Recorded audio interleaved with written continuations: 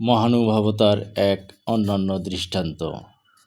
হযরত উমর রাযিয়াল্লাহু তাআলা আনহু যখন খলিফা, তখন একদিন দুই যুবক এক ব্যক্তিকে টেনে হিঁচড়ে তার দরবারে নিয়ে এলো।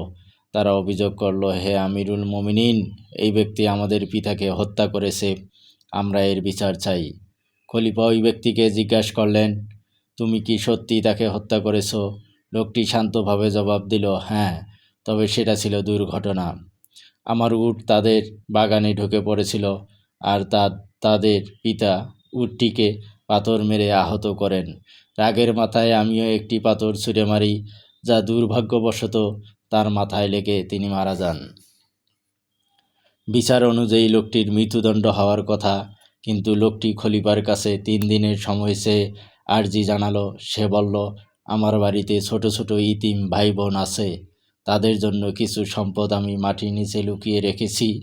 আমি না গেলে তারা না খেয়ে মরবে। আমি 3 দিন পর ফিরে আসব। খলিফা বললেন, তোমার কি কোনো জামিনদার আছে যে তোমার বদলে এখানে থাকবে? উপস্থিত সবাই নীরব। কেউ ওই অচেনা লোকটির জীবনের ঝুঁকি নিতে চাইছিলেন না। হঠাৎ ভিড়ের মধ্যে থেকে প্রখ্যাত সাহাবী হযরত আবু বকর যার গিফারি রাদিয়াল্লাহু তাআলা আনহু দাঁড়িয়ে বললেন, আমি তার জামিনদার হচ্ছি। সবাই অবাক। যদি 3 দিন পর লোকটি ফিরে না আসে, তবে আবু যার রাদিয়াল্লাহু তাআলা আনহু এর মৃত্যুদণ্ড কার্যকর করা হবে। 3য় দিন শেষ হতে চলল, কিন্তু লোকটির দেখা নেই। সবাই যখন চিন্তিত, ঠিক সূর্যাস্তের কিছুক্ষণ আগে ধুলো উড়িয়ে লোকটি দৌড়ে দরবারে হাজির হলো। সে হাঁপাতে হাঁপাতে বলল, আমি আমার ওয়াদা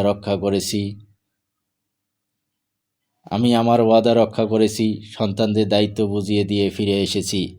খলিফা অবাক হয়ে লোকটিকে জিজ্ঞাসা করলেন, তুমি তো পালিয়ে যেতে পারতে, কেন ফিরে এলে? লোকটি উত্তর দিল, আমি ফিরে এলাম যাতে মানুষ বলতে না পারে পৃথিবী থেকে ওয়াদা রক্ষা করার গুণটি হারিয়ে গেছে। এবার খলিফা আবু যর রাদিয়াল্লাহু তাআলা আনহুকে জিজ্ঞাসা করলেন, আপনি কেন তাকে না চিনেও জামিনদার হলেন? তিনি উত্তর দিলেন, যাতে মানুষ বলতে না পারে যে বিপদের দিনে মানুষের উপর ভরসা করার গুণটি সমাজ থেকে মুছে গেছে। এই দৃশ্য দেখে ওই দুই যুবক আবেগপ্রবণ হয়ে পড়ল। তারা বলল, আমরা তাকে মাফ করে দিলাম। আমরা চাই না মানুষ বলুক যে পৃথিবী থেকে ক্ষমা করার মহত্ব শেষ হয়ে গেছে। মৃত্যুর সামনে দাঁড়িয়ে কথা রাখা, ওয়াদা রক্ষা করা, মানুষের উপর বিশ্বাস রাখা, এটা আমাদের সবাইরে হওয়া উচিত।